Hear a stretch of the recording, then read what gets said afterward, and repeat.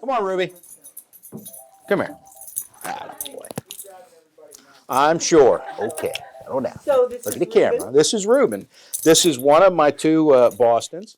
I've told many people this, and this is the truth. I cannot fill one hand with the number of bad days I've had in 33 years. There have been days where you've seen bad things, but I'm talking bad days. I mean, I'm my whole career, I've been happy.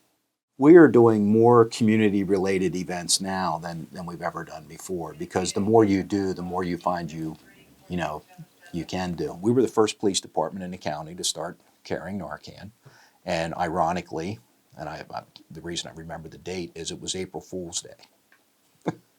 It was April 1st. Just happened that way. And I would be, to be honest, I would be thinking along the same lines as probably a lot of people out there. What in the hell are you doing? Why are you giving these people this? Let them, whatever happens to them, happens to them. That would have probably been, that was my initial feeling.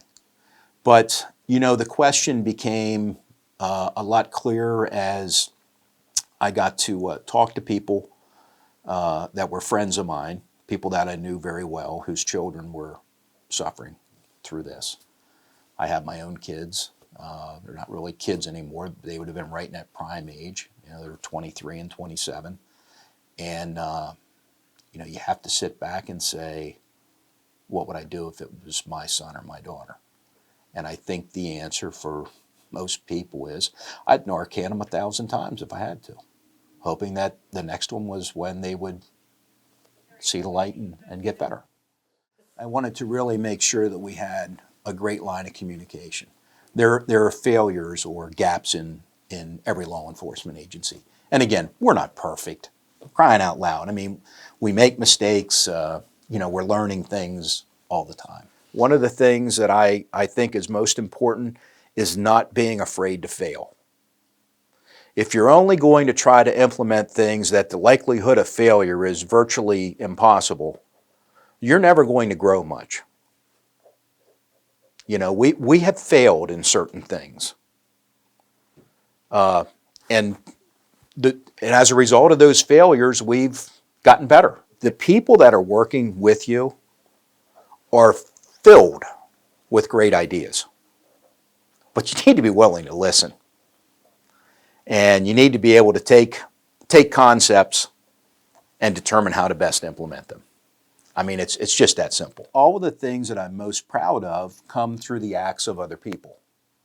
And I mean that, absolutely mean that. I've been here to guide the police department and provide leadership, but the people that are doing the job and that are making us what we are the people that are out there every day in uniform and our detectives and the command staff.